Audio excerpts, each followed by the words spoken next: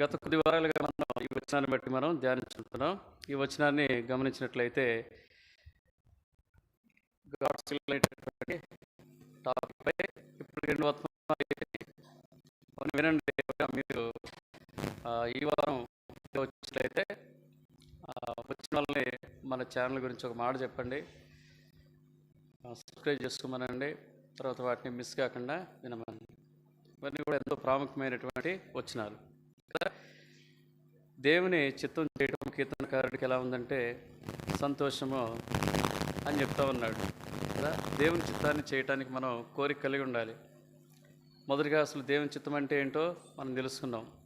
What is God's will అంటే what does it mean by God's will? దేవుని యొక్క చిత్తం అంటే ఏంటి నిర్వచనం మనం అంటే దేవునికి ఒక ప్రణాళిక ఉంటుందని మనం తెలుసుకున్నాం, ఒక కోరిక ఉంటుంది, ఒక సంకల్పం ఉంటుందని మనం తెలుసుకున్నాం. రెండోదిగా మనం అదే వారము ఏం తెలుసుకుంటూ వచ్చామంటే దేవుని చిత్తాన్ని చేయటం ద్వారా మానవునికి కలిగేటటువంటి ప్రయోజనాలు, the benefits of doing God's will, అది చూస్తూ వచ్చాం. మూడోదిగా మనం ఇంకొక తలంపును కూడా ధ్యానించుకుంటూ వస్తున్నాం. ఏంటది? How to know the God's will, ఎలా మనం దేవుని చిత్తాన్ని తెలుసుకోగలుగుతాం కదా. తర్వాత 4వ ప్రశ్న ఏంటంటే how does a person know the God's will, దేవుని చిత్తం ఒక వ్యక్తి ఎలా తెలుసుకోగలుగుతాడంటే the conditions, what are the conditions to know the God's will. అందరికీ దేవుడు తన చిత్తాన్ని బయలుపరుస్తాడా? కొంతమందికి బయలుపరుస్తాడా? ఎలా జీవిస్తే బయలుపరుస్తాడు? వాటికి కావాల్సినటువంటి షరతులు ఏంటి?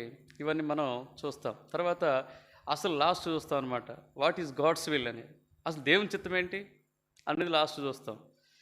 ఇవన్నీ 5 ప్రశ్నలు, మంచి ప్రశ్నలు అనమాట. ఒకవేళ చేయకపోతే కలిగే కాన్సిక్వెన్సెస్ ఏంటి అనేది కూడా 6వ భాగంగా మనం చూస్తాం. సరే, ఇవన్నీ పక్కన పెడితే మనం 3వ అంశానికి వచ్చి ఆగిపోతూ వచ్చాం. How to know the God's విల్లో ఎక్కడి వరకు వచ్చాం? దేవుని చిత్తం ఎట్లా తెలుసుకోవాలని చెప్తా వచ్చాం. ఒకటి పద్ధతి ఏంటి? ముందు పాత నిబంధనలోని పద్ధతులు చెప్పండి. ఊరీము తుమ్మీము కదా, అది పాత నిబంధన పద్ధతి. రెండోదిగా ఊరీం తుమ్మీం పద్ధతి ఇప్పుడుందా? లేదు కదా, అయిపోయింది. దాని గురించి ప్రస్తావన ఎక్కడ లేదు, దానికి మనం అవలంబించాల్సిన అవసరం లేదు. రెండోదిగా ఏంటి? సూచక్రియలు, ఇండికేషన్స్, అవి ఉన్నాయంటే అవి కూడా లేవు. ఎవరో ఆత్మీయ పరిపక్వత లేని వాళ్ళని, అప్పుడెప్పుడు ఎదుగుతున్న వాళ్ళు ఏంటంటే కొన్ని చెప్తూ ఉంటారు. అవి ఏదో మనం సరేలే అంటుంటాం, కానీ అవి నమ్మదగినవి అయితే కాదు. మూడోది ఏంటి? కళలు కదా. మూడోది ఏంటి? కళలు కదా. కళలు రాని వాళ్ళు ఎవరు ఉంటారు చెప్పండి? మనం వేటి గురించి ఎక్కువ ఆలోచిస్తూ ఉంటే అవే కళలు వస్తుంటాయి. ఇప్పుడు పరీక్షల సీజను ఏమొస్తాయి చెప్పండి కదా. పరీక్ష ఆలస్యంగా పోయినట్టుగా, పరీక్ష రాస్తున్నా సరే మనకు సమయం సరిపోయినట్టుగా, నాకైతే ఇవే వస్తూ ఉంటాయి కదా. ఏమో టెన్షన్ పడుతుంది, ఆఖరి పరీక్ష అయిపోతుంటే ఏమి రాయం, ఇట్లా కళ్ళు వస్తూ ఉంటాయి. అవన్నీ మనం ఆలోచిస్తున్నాం కాబట్టి అవి ఏం చేస్తాయంటే కళల రూపంలో వస్తాయి కదా. మనం ఎక్కువ చెడు ఆలోచిస్తూ ఉంటే చెడుగానే వస్తాయి.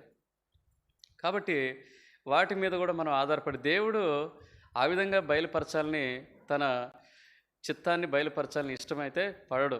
నేటి దినాల్లో అయితే నూతన నిబంధనలో ఉన్నటువంటి నీకు నాకు ఇది సరైన పద్ధతి అయితే కాదు. 4వది ఏంటి? దర్శనాలు. కొన్ని ప్రత్యేక సందర్భాల్లో మాత్రమే దేవుడు తన ప్రజలకు దర్శనాలు ఇచ్చి ఏం చేస్తూ వచ్చాడంటే వారు నడిపిస్తూ వచ్చాడు, కానీ ఎప్పుడు కూడా ఇది ఆమోదయోగ్యమైన పద్ధతి అయితే కాదు. ఓకేనా? ఎందుకు ఆమోదయోగ్యమైన పద్ధతి కాదని చెప్తున్నానంటే 3 బలమైన ఉన్నాయి కారణాలు. రాదక్క ఏంది నిన్న పనికి వెళ్ళావా రాత్రంతా? సాయంకాలం పని, మీ ఊర్లో మైకులు పాటలు, మీ ఊర్లో సందడిగా ఉన్నట్టుగా ఇటు విను, దేవుని వాక్యం విను. అయితే 3 పద్ధతులు ఏంటంటే, ఒకటి ఏమి ఇచ్చాడంటే నూతన నిబంధనలో ఉన్న వ్యక్తులకి ఏంటంటే 3 బలమైన వెపన్స్ ఏంటంటే, ఒకటేంటి? వాక్యం ఇచ్చాడు కదా. రెండోది ఏమిచ్చాడు? ప్రార్థన ఇచ్చాడు. మూడోది ఏమిచ్చాడు? హోలీ స్పిరిట్. ఈ 3 మనకు అందుబాటులో ఉన్న కారణం చేత ఆ 3, 4 మనం ఏం చేయదు, అవలంబించ అవసరం లేదు కదా. నూతన నిబంధనలోనికి వస్తే మనం అవలంబించాల్సినటువంటి పద్ధతులు ఏంటి? ఒకటేంటి? 5 పద్ధతులు ఉన్నాయి ప్రాముఖ్యమైన. ఆ రోజు కూడా ఉంది. ఆత్మలో సమాధానం ఉన్నప్పుడు ఏంటంటే మనం కొన్ని చేయొచ్చు. ద పీస్ ఆఫ్ స్పిరిట్ అంటారనమాట. The peace of mind, the peace of spirit, the peace of God's peace అంటారు. దేవుని సమాధానం మనలో ఉన్నప్పుడు ఏమిటంటే, అంటే ఒక పని చేయడానికి దేవుడు మనం బాగా సమాధానంతో నింపబడినప్పుడు ఏముందంటే అది చేయడానికి ముందుకు మనం పోవచ్చు. అదొక మార్గం. దాని గురించి మనం లోతైంది అది. నారం కూడా సరిపోదు అది. ఇంకొంచెం 10 ఏళ్ళు వచ్చి కొంచెం తల నెరిసిన తర్వాత అప్పుడు చెప్తాను దాని గురించి. దాన్ని లోతుగా ధ్యానించుకొని ఇప్పటివరకైతే దాని జోలికి నేను పోను. పెద్ద పెద్ద దైవజనులు చెప్తా ఉంటారు ఆ పద్ధతి గురించి. మన అనుభవంలోనికి వచ్చిన తర్వాత దాన్ని మనం తేటగా చెప్పడానికి తేలికవుద్ది. సో దాని జోలికి పోము. ఒకటేంటి నూతన నిబంధనలో ఒకటేంటి ప్రార్థన. Through prayer God reveals his will. రెండోది ఏంటి? Through holy spirit. పరిశుద్ధాత్మ దేవుని ప్రేరేపణ ద్వారా లేదా ఆత్మ ద్వారా దేవుడు నడిపిస్తాడు. దేవుడు గైడెన్స్ ఇస్తాడు. తర్వాత మూడోది ఏంటి? వాక్యము ద్వారా బయలుపరచబడినటువంటి వాక్యము కదా. ఈ వాక్య పరిజ్ఞానము బట్టి ఏం చేస్తాడంటే దేవుడు తన చిత్తాన్ని బయలుపరుస్తాడు. కాబట్టి అందుకనే ఏం చెప్తా ఉంటాం? వాక్యం ఎక్కువగా ధ్యానించండి అని చెప్తూ ఉంటాం. వాక్యాన్ని మెడిటేట్ చేసే వ్యక్తులకి అర్థమవుద్ది అనమాట. దేవుడు వాక్యం ద్వారా మాట్లాడతాడు, దేవుడు వాక్యం ద్వారా నడిపిస్తాడు, దేవుడు వాక్యం ద్వారా తన చిత్తాన్ని బయలుపరుస్తాడనే సంగతి వారికి మాత్రమే అవగతమవుద్ది. మిగతా వాళ్ళకి అర్థం కాదు కదా. ప్రార్థన చేద్దాం, పెళ్లి కొరకు ప్రార్థన చేద్దామంటే ఏం చేస్తూ ఉంటారు? పెళ్లి కొరకు వాక్యం ధ్యానించుకోవటం, దేవుడు ఎటు సమాధానం ఇస్తాడు అని చెప్పేసి నవ్వుతూ ఉంటారు తప్ప ఆఖరికి వాళ్ళు చేయవలసిందే చేస్తారు. ఎవరు పెద్దలు వీళ్ళంతా ఏం చేస్తారంటే దేవుని చిత్తం కాదు వాళ్ళు కనుక్కునేది. ఆఖరి పెళ్లి చేసి దేవుడి చిత్తం చొప్పున జరిగిందని చెప్తూ ఉంటారు. ఉత్తుదే. అంత మోసమేనండి, అంత మోసమే. ఆఖరికి ఏమంటారు? మళ్ళీ దేవునికి ఆపాదిస్తూ ఉంటారు. ఒకళ్ళు ఫెయిల్ అయితే ఏమంటారు? దేవుని చిత్తం కాదేమో. అది కూడా మళ్ళీ ఎవరికి ఇస్తారు? రెండు ఆయనకే ఇచ్చేది. ఎందుకు అట్లా మోసగించడం చెప్పు? నువ్వు ఎప్పుడు కనిపెట్టావా చెప్పు? ఇల్లు కట్టేటప్పుడు కనిపెట్టావా? లేదా పలానా ఉద్యోగం చేయడానికి ప్రయత్నం చేస్తున్నావు ఎప్పుడైనా కనిపెట్టావా? లేదా నీ వివాహ జీవితం కొరకు ఏమైనా కనిపెట్టావా చెప్పు?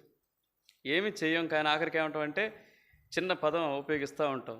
అట్లా కాదు. కానీ నిజంగా హృదయపూర్వకంగా ఏం చేయాలంటే వాక్యాన్ని ధ్యానిస్తూ మనం ఏం చేయాలంటే ఎవరిలో అయితే క్రమమైనటువంటి మెడిటేషన్ ఉంటుందో వారికి దేవుడు ఏం చేస్తారంటే వాక్యం ద్వారా మంచి గైడెన్స్, మంచి నడిపింపు ఇస్తాడు. ఇది మూడో పద్ధతి. నాలుగోది ఏంటి? సర్కమ్స్టాన్సెస్. మనకు ఎదురయ్యేటటువంటి పరిస్థితుల ద్వారా దేవుడు ఏం చేస్తారంటే తన ఉద్దేశాలని, తన ఆలోచనని ఏం చేస్తారంటే బయలుపరుస్తున్నట్టుగా మనం వాటిని బట్టి మనం అంచనా వేసుకుంటాం. ఫర్ ఎగ్జాంపుల్ నా జీవితంలోని గమనిస్తే, నా జీవితంలో నేను ఒక పద్ధతిలో వెళ్తూ ఉన్నాను స్టడీస్లో. ఏంటంటే డిగ్రీ అయిపోగానే పీజీ కంటే ప్రాముఖ్యంగా నాకు బీఈడీ కావాలి. బీఈడీ అయిపోతే ఏమొస్తుంది? తొందరగా టీచర్ జాబ్ అది వస్తుందని తెలుసు. ఖచ్చితంగా వస్తేనే మేము ఆనాడే అనుకొని ప్రిపరేషన్ కొనసాగిస్తూ వచ్చాం. బీఈడీ అయిపోయిన తర్వాత నాకు ఉద్యోగం కావాలి. ఉద్యోగం ఉన్న తర్వాత ఏంటి? గ్రూప్స్ కానీ లేదా సివిల్స్ కానీ చదువుకోవాలి. సరే, సివిల్స్ అంటే అంత మెటీరియల్ కానీ అంత కష్టపడకపోవచ్చు అనుకున్నాం. కానీ అట్లీస్ట్ గ్రూప్స్ అన్న కొడదాం, గెస్టెడ్ ఆఫీసర్ అన్న అవుదామని చెప్పేసి ఆశతో చదువుతూ వచ్చాం. అప్పటికే ఉద్యోగాలు ఉన్నప్పటికీ కూడా ఆశతో ఇంకా చదువుతూనే ఉన్నాం. కానీ మన తలంపులు వేరు, దేవుని తలంపులు వేరు. గ్రూప్ 1 నేను రాస్తూ వచ్చాను, మెరుగ్గా వచ్చాయి, క్వాలిఫై అవుతూ వచ్చాం. నేను గ్రూప్ 1 మెయిన్స్కి ప్రిపేర్ అయ్యే సమయంలో ఏం జరుగుతూ వచ్చిందంటే మా అన్నయ్య రోడ్డు యాక్సిడెంట్లో మరణించాడు. నేను అక్కడి నుంచి ఎక్కడికి వచ్చేసాను? అక్కడికి ఆల్రెడీ నాకు జాబ్ ఉంది, ఎస్జిటి జాబ్ చేస్తూనే ఉన్నాను, చేస్తూ ప్రిపరేషన్ కొనసాగిస్తూ ఉన్నాను. అప్స్కాండ్ అనమాట. నేను జాబ్లో చేరి ఏమయ్యాను? చెప్పా పెట్టకుండా వెళ్ళిపోయిన వాళ్ళు ఏమంటారు? అప్స్కాండ్ అనమాట. నేను అప్స్కాండ్ అయ్యి వెళ్ళిపోయి నా ప్రిపరేషన్ నేను కొనసాగిస్తూ ఉన్నాను. అదే టైంలో మా అన్నయ్య చనిపోయాడు. చనిపోయిన సమయంలో అక్కడ 1 నెల రోజులు ఉండాల్సి వచ్చింది. గ్రూప్ 1 మెయిన్స్ ఎగ్జామ్స్ నేను రాయలేకపోతూ వచ్చాను. అదే టైంలో రాయలేకపోయేసరికి నాకు చాలా నిరాశ కలుగుతాయి. ఎందుకు ఇట్లాంటి పరిస్థితులు అనుమతించాడు దేవుడు నాకు అర్థం కాలే. అక్కడే ఉన్న తర్వాత 1 నెల తర్వాత మరలా మా అమ్మని తీసుకొని ఇక్కడికి వచ్చాను. ఇక ఎప్పుడైతే మా అన్నయ్య చనిపోయాడో ఇంట్లో కానీ బంధువులు కానీ ఇలా ఉంటున్నారంటే, మీ అమ్మని ఎవరు చూస్తారా? నువ్వు పెళ్లి చేసుకోవాలి. మీ అమ్మని ఎవరు చూస్తారా? అసలు పెళ్ళి అనే టర్మే లేదు. అప్పటి వరకు పెళ్ళి అనేదే లేదు. 22-23 ఇయర్స్ అంతే. పెళ్ళి అనే టర్మే లేదు అప్పటి వరకు. మరి ఇక పెళ్లి చేసుకుంటా ఉంటే ఇక నేనేం చేశాను? మా అమ్మతో ఒక 2 నెలలు అట్లా ఖమ్మం తీసుకొచ్చి నాన్న తిప్పలు పడతా ఉన్నప్పుడు నేనే ఆ స్టవ్ మీద వండాలి, ఆమె కట్టెల పొయ్యి మీద కదా కష్టపడతా ఉందని చెప్పేసి ఇక నేను ఆఖరికి ఏం చేస్తూ వచ్చానంటే పెళ్లి చేసుకోవటానికి తీర్మానం చేసుకుంటూ వచ్చాను. ఇక్కడ గమనించినట్లయితే దేవుడు ఎటు టర్న్ చేస్తూ ఉన్నాడు చెప్పండి? ఎటు టర్న్ చేస్తూ ఉన్నాడు? God has a plan. ఈ ఊర్లో ఉండాలి, ఇక్కడ అమ్మాయినే పెళ్లి చేసుకోవాలి. మళ్ళీ టీచర్ సంబంధాలు వచ్చినా వాటిని దేవుడు ఏం చేస్తూ వచ్చాడంటే వాటికి ఆటంకాలు కలగజేసి, నాకు తర్వాత అనిపించింది ఈ అన్ని ఆటంకాలు ఎవరి ద్వారా కలిగాయంటే దేవుడే కలిగించాడు. మంచి సంబంధాలు వచ్చినా అవన్నీ లాస్ట్ దాకా వచ్చిపోయేవి. అస్సలు అర్థం కాలే. తీరాఖరికి ఇట్లా ఈ కుటుంబంతో మాకు వియ్యమొందిన తర్వాత, కలుపుకున్న తర్వాత, మ్యారేజ్ కుదిరిన తర్వాత, ఆ తర్వాత గ్రూప్స్ మీద వాటి మీద ఏమైందంటే మనసు చిన్నగా దేవుడు తొలగిస్తా వచ్చాడు. తర్వాత ఇక్కడ నుంచి ఎక్కడ పోయాను, మళ్ళీ బూరగంపాడు పోయాను. ఇక్కడ ఈయన ఊరికే ఈ క్లెమెంట్ అన్న గాని, ఇటు సత్యవేదం గారు గాని వీళ్ళంతా పరిచర్య అంటున్నారని చెప్పేసి ఇక్కడ నుంచి తప్పించుకొని బూరగంపాడు పోయాను. బూరగంపాడు పోతే అక్కడ సేవకులు లేడు. ఉన్న వాళ్ళు, చదువుకున్న వాళ్ళు కొంచెం కొద్దిగొప్ప నేనే ఉన్నా. అక్కడేం చెప్పమన్నారు, అక్కడ వాక్యం చెప్పమంటున్నారు. అక్కడ వాక్యం చెప్పమంటే అసలు మందిరాన్ని బంద్ చేశా. మందిరం బంద్ చేసి రోజు క్రికెట్ ఆడుకోవటం, ఇట్లా తిరగటం అది చేస్తూ వచ్చాను. అట్లా చేసిన దేవుడు 2013, 14లో కొన్ని అనుమతించి ఏం చేస్తూ వచ్చాడంటే ఆఖరికి తన పరిచర్యకి ఏం చేస్తూ వచ్చాడు, నడిపిస్తూ వచ్చాడు. ఈ పరిస్థితులన్నిటిని బట్టి నాకు అర్థమైంది ఏంటంటే దీని వెనక ఎవరి హస్తం ఉందంటే ప్రభు యొక్క హస్తం ఉంది. ఆయన ఏం చేస్తూ వచ్చారంటే ప్రతి దాన్ని తప్పించి ఆఖరికి దేనికి పట్టుకొచ్చాడంటే నేను ఒక అనుభవంలోనికి వచ్చా 2015లోకి. ఏంటంటే ఈ పని తప్ప నేను వేరే ఏది చేయటం దేవునికి ఇష్టమో లేదు. నా జీవితంలో ఎదురైన పరిస్థితులన్నీ కూడా ఎటుదారి తీశాయంటే నాకు అర్థమైంది ఏంటంటే దేవుని సేవ కొరకు, దేవుని పని కొరకు, దేవుని వాక్య బోధ కొరకు దేవుడు నన్ను ఏం చేస్తూ ఉన్నాడంటే ప్రేరేపిస్తున్నాడు, నడిపిస్తున్నాడు అనేటటువంటి సంగతి నాకు అర్థమవుతూ వచ్చింది. కాబట్టి దేవుడు మన జీవితాలు ఒక చోట రాస్తాడు. రండి, తెస్సలోనికి రాసినటువంటి పత్రిక పౌలు శీల గురించి ఒక మాట అక్కడ మనం చదువుతాం. 2వ అధ్యాయము 18వ వచనం చదవండి. మొదటి తెస్సలోనికి పత్రిక 2వ అధ్యాయం 18వ వచనం, తర్వాత 3వ అధ్యాయము 18 నుంచి చదవండి, తర్వాత 3వ అధ్యాయం మొదటి 2 వచనాలు చదవండి. కాబట్టి మేము మీ వద్దకు రావాలని ఇంటిమి, పౌలను నేను పలుమారు రావాలని ఇంటిని కానీ సాతాను మమ్మను అభ్యంతరపరిచెను. అయ్యాలనగా మా నిరీక్షణ అయినను ఆనందమునైనను అతిశయ కిరీటమైనను ఏది, మన ప్రభువైన యేసు యొక్క రాకడ సమయమున ఆయన ఎదుట మీరే కదా, నిశ్చయంగా మీరే మా మహిమయు ఆనందమునే ఉన్నారు. ఇప్పుడు 3వ అధ్యాయం మొదటి 4 వచనాలు చదవండి. కాబట్టి ఇక సహింపజాలక ఏథెన్సులో మేము ఒంటిగానైనను ఉండటం మంచిదని ఎంచి ఈ శ్రమల వలన ఎవడు కదిలింపబడకుండానట్లు మిమ్మల్ని స్థిరపరచుటకును మీ విశ్వాస విషయమై హెచ్చరించుటకును మన సహోదరుడు క్రీస్తు స్వార్థ విషయంలో దేవుని పరిచారకుడైన తిమోతిని పంపితిమి. మేము మీ వద్ద ఉన్నప్పుడు మనము శ్రమను అనుభవించవలసినదని మీతో ముందుగా చెప్పితిని కదా, అలాగే జరిగినది. ఇది మీకును తెలియను, అట్టి శ్రమలను అనుభవించుటకు మనము నియమింపబడిన వారమని. ఇది మీరంతా జాగ్రత్తగా చదువుకుంటే పరిస్థితుల ద్వారా దేవుడు పౌలుని, శీలని, తిమోతిని ఏ ప్రాంతంలో ఉండమని చెప్తా ఉన్నాడు, ఏ ప్రాంతానికి వెళ్ళమని చెప్తా ఉన్నాడు అనేది మనకు అర్థమవుతూ ఉందన్నమాట. ఈయనే కాదు, డేవిడ్ లివింగ్స్టన్ అనేటటువంటి దైవజనుడు కూడా ఆయన వాస్తవంగా డాక్టర్ అయిన తర్వాత ఏ దేశం కొరకైనా ఆ భారం కలిగి ఉన్నాడంటే చైనాకి వెళ్ళి అక్కడ స్వార్థ లేదా మిషనరీగా పనిచేయాలని ఆయన ఆశ కలిగి ఉన్నాడు. కానీ దేవుని తలంపులు వేరు. అదే సమయంలో చైనాలో నల్లమంది యుద్ధం జరుగుతూ ఉంది. అక్కడ పోవటానికి పరిస్థితులన్నీ తారుమారైపోయాయి. తర్వాత మళ్ళీ ఏం చేస్తూ వచ్చాడంటే వెస్టిండీస్ దీవులకు పోవాలని ఆయన మరలా ప్రార్థన చేస్తూ వచ్చాడు. అన్నీ రెడీ చేసుకున్నాడు. అక్కడ పోయేసరికి అక్కడ అంతర్యుద్ధం మొదలైంది. అంతర్యుద్ధం మొదలైన తర్వాత అక్కడ పరిస్థితులు కూడా వేరుగా ఉన్నాయి. ఈరోపు రాబర్ట్ మొఫట్ నుంచి, అంటే ఆయన ఆఫ్రికాలో ఉంటాడు, ఆయన నుంచి కబురు వస్తుంది. వచ్చేసరికి ఆఖరికి పరిస్థితులను ఎక్కడ నడిపించినాయి అంటే ఆఫ్రికా ఖండానికి నడిపించినాయి. ఆఖరికి ఏమైపోయాడంటే ఆయన ఆఫ్రికా అన్వేషకుడుగా డేవిడ్ లివింగ్స్టన్ పేరు పొందుతూ వచ్చాడు. అంటే పరిస్థితులు బట్టి ఆయన ఎక్కడ వెళ్ళవలసి వచ్చింది, ఆయన కావాలని వెళ్ళలేదు. దేవుడు పరిస్థితుల ద్వారా తను ఎక్కడికి నడిపించాడంటే. కాబట్టి మీ ఆత్మీయ జీవితాల్లో కూడా ఇలాంటివి జరుగుండవచ్చు. పరిస్థితులను బట్టి ఈ ప్రాంతానికి నడిపించుండొచ్చు.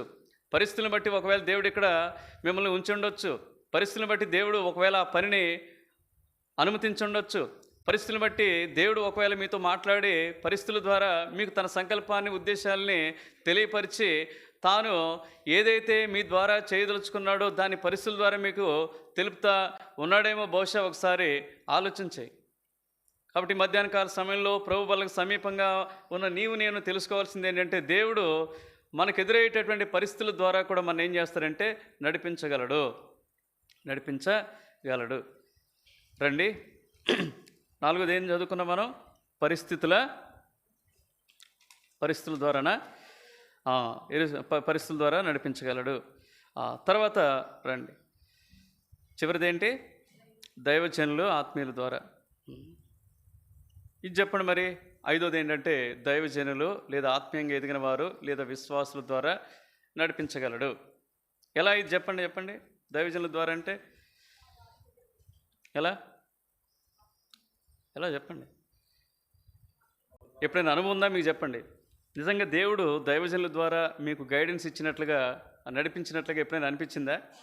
Okay, very good. వాళ్ళు వాక్య బోధ చేసేటప్పుడు ఉంది ఖచ్చితంగా. నేను పరిచర్యకు వచ్చినప్పుడు నేను అసలు నా పరిచర్య దేవుడు ఆమోదిస్తాడా, అది దేవుని వాక్యం పంచుకోవడం దేవునికి ఇష్టమేనా అని నేను పదే పదే మొదలు పెడతా ఉన్నాను. దేవుడు దైవజనుల ద్వారా వారు బోధించుండగా నాకేం కలుగుతూ వచ్చిందంటే ఆదరణ కలుగుతూ వచ్చింది. దేవుడు మాట్లాడినట్టుగా నాకు అనిపించింది. నిశ్చయంగా వారి ద్వారా దేవుడు ఏం చేస్తారంటే మాట్లాడతాడు. ఇదొక పద్ధతి కదా. నేను ఆమోదం చేసుకోవటానికి మళ్ళీ ఏం చేస్తా వచ్చానంటే మళ్ళొకసారి ఇంకో దైవజనుడితో మాట్లాడమని. దేవుడు నాతో మాట్లాడుతున్న సంగతులు ఏంటి? యేస్కేలు గ్రంథము 2వ అధ్యాయం 1వ వచనం ఏముంటుంది? నరపుత్రుడా, నువ్వు సరిగా నిలబడలే, నీ జీవితం సరిగా లేదు, నీ ఆత్మీయ జీవితం ఎన్నో బలహీనతో కూడుకొని ఉంది. అర్థమైందా? నువ్వు అనుకుంటున్నావు నిలుచున్నాను, నువ్వు తలంచుకున్నావు, కానీ నువ్వు ఏమైపోయినావు? పడిపోయిన స్థితిలోనే ఉన్నావు. కాబట్టి దేవుడు ఈ తలంపుతో నాతో మాట్లాడుతూ వచ్చాడు. నరపుత్రుడా, నువ్వు చక్కగా నిలబడమన్నాడు. నేను ఒప్పుకున్నాను. ప్రభువా, అవును, నేను మందిరానికి సమయానికి రాలేకపోతున్నాను, దేవుని ఆరాధించలేకపోతున్నాను, ఆదివారం ప్రభు మందిరంలో కనపరుచుకోలేకపోతున్నాను, ఆ తర్వాత దేవుని స్వార్థలో నేను ఉండలేకపోతున్నాను, దేవుని కొరకు సమర్పణ జీవితం కలిగలేకపోతున్నాను. మరి ఇవన్నీ కూడా నేను ఒప్పుకొని మరి ఇలాంటి నన్ను కూడా నువ్వు వాడుకోగలవా అని నేను అడుగుతున్నప్పుడు దేవుడు మరలా మాట్లాడుతూ వచ్చాడు. దేవుని ఇంటికి పోయినప్పుడు దైవజనుల ద్వారా, సేవకుల ద్వారా దేవుడు నాతో మాట్లాడుతూ వచ్చాడు. మాట్లాడినప్పుడు నాకు ఎంతో ఆదరణ కలిగింది. దేవుడు మాట్లాడి నన్ను బలపరిచినట్టుగా అనిపించింది. మరలా వచ్చాను. మరి ఎట్లా ఇదంతా ఈ బోధ చేయాలంటే చాలా కష్టం కదా అంటే మరలా 3వ అధ్యాయం మొదలు వచ్చేసరికి నరపుత్రుడా, నీకు ఇచ్చిన ఈ గ్రంథాన్ని భక్షించి ఇజ్రాయేల్ ప్రజల వద్దకు పోయి ప్రకటన చేయన్నాడు. ఇజ్రాయేల్ ప్రజలంటే మనమే, గుర్తుపెట్టుకోండి. ఇజ్రాయేల్ ప్రజలంటే నేను ఇప్పుడు ఇజ్రాయేల్ దేశానికి పోవటం కాదు. ఇజ్రాయేల్ ప్రజలంటే మనమే. అర్థమైందా? దేవుని ప్రజలకు బోధించమన్నాడు. ఏంటి? ఈ గ్రంథాన్ని ధ్యానించుకోవటం కాదట. ఏం చేయాలట? చదువుకోవటం వేరు, ధ్యానించుకోవటం వేరు, భక్షించడం వేరు. అవునా? దీన్ని తినేయమన్నాడు. తినేస్తే ఎక్కడ ఉంటుంది? వంట పట్టుద్దండి. తినేసింది ఎక్కడ పోద్ది? ఆహారం ఏమైపోద్ది? ఏమవుతుంది? రక్తంగా మారిపోద్ది, వంట పట్టుద్ది అనమాట. వామ్మో, దీన్ని తినమన్నాడు అని చెప్పేసి ఇది నాకెట్లా సాధ్యం? వాక్యం నేను చెప్పగలనా? ఇది నాకు వస్తుందా అని నేను అనుకుంటున్నప్పుడు మరలా ఇదే వాక్యం ద్వారా దేవుడు తన సేవకుని ద్వారా ధృవపరుస్తూ వచ్చాడు. అప్పుడు నేను కుదురుగా చదువుకోవటం ప్రారంభిస్తూ వచ్చాను. దేవుని యొక్క మాట ఖచ్చితంగా మనల్ని ఏం చేస్తాడంటే దైవ సేవకుల ద్వారా నడిపిస్తాడు అనటానికి ఇది గొప్ప ఉదాహరణ. నా జీవితంలో జరిగినటువంటి సంఘటనలే. ఖచ్చితంగా మనం ఏం చేయాలంటే రండి. అయితే నేను ఒక మాట చెప్తాను. కంప్లీట్గా వారి మీద ఏం చేయొద్దు? ఆధారపడదు. కంప్లీట్గా ఏం చేయొద్దు? ఆధారపడద్దు. కానీ ఆధారపడటం మానకూడదు. కంప్లీట్గా ఆధారపడితే మోసపోతాం. అర్థమైంది? ఒక ఆయన పెళ్లి చేశారంట. ఏమనండి, అయ్యగారు నా కొరకు ప్రార్థన చేయండి పెళ్లి చేశారు. ఎందుకంటే కట్నంలో కూడా దశం భాగం తీసుకుంటాడంట ఆయన. ఏం తీసుకుంటాడట? దేని కొరకు ఆయన పెళ్లి చేసింది?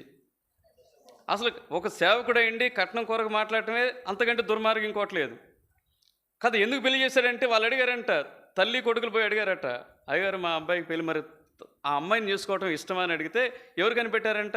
అయ్యగారు కనిపెట్టారంట. అయ్యగారు కనిపెట్టి ఆయన సమాధానం ఇచ్చారు, చేసుకోండి దేవుడు నాతో మాట్లాడని చెప్పాడంట. ఆఖరికి వాళ్ళు ఏమైపోయారు? విడిపోయారు. విడిపోయిన తర్వాత జరిగిన సంగతి ఏంటంటే దేని కొరకు ఆయన చేసిందంటే సంఘస్థులు ఏం చెప్తున్నారు? కట్నంలోని దశం భాగం కొరకు ఆయన పెళ్లి చేశాడట. కాదండి, అప్పుడు వినొచ్చండి దైవజనుల మాటలు? మీరు చెప్పండి, వినొచ్చా? మీరు చెప్పండి. ఒక దైవజనుడు కరెక్ట్గా దేవుణ్ణి కలిగి ఉండి దేవుని ఆత్మ చొప్పున నడుచుకున్నట్లయితే, దేవుని వాక్యం తనలో ఉన్నట్లయితే, అర్థమైంది, దేవుని వాక్యాన్ని ఆయన విలువిచ్చి దాని కొరకు నిలబడే వ్యక్తి అయితే అర్థమైందా? అప్పుడు ఏం చేయొచ్చు? అతని యొక్క సలహాని, అతని యొక్క ప్రార్థన మీరు ఏం చేయొచ్చు అంటే కొంచెం అంగీకరించవచ్చు, పరిగణలోకి తీసుకోవచ్చు. సామెతలు 24లో ఒక మాట ఉంది, 24:6. సామెతలు 24:6. వివేకం గల నాయకుడివై యుద్ధం చేయము, ఆలోచన చెప్పువారు అనేకులుండుట మంచిదే. ఆత్మీయులు నీకుంటాం మంచిదే, దైవజనులు నీకుంటాం మంచిదే, దైవ సేవకులు నీకు ఆలోచన చెప్పడం మంచిదే. అది రక్షణకరమే, అది మేలుకరమే కదా. ఇంకేముంటాడు రండి, 20వ అధ్యాయం 18 వచ్చిన సామెతలు, అక్కడే కొన్ని వచనాలు ఉంటాయి. 20:18.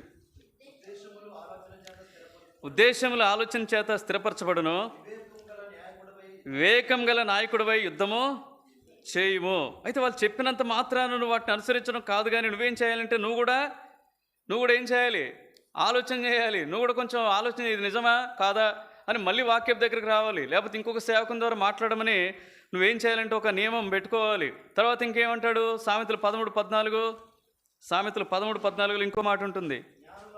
జ్ఞానంలో ఉపదేశం జీవపు పూట, అది మరణపాశంలో నుండి విడిపించును. వాళ్ళు చెప్పేవి మంచిదే అయినప్పటికీ కూడా మన ఆలోచనలు అనేకం ఉంటాయంట, కానీ యెహోవా తీర్మానమే స్థిరం అంటాడు. ఆఖరికి దేవుడు ఏం చేయమంటున్నాడు అది మాత్రమే చేయాలి తప్ప దైవజనులు చెప్పినంత మాత్రాన కాదు. ఇంకో మాట ఉంటుంది రండి, సామెతలు 12:26 ఇక్కడే ఉంటుంది, చదవండి.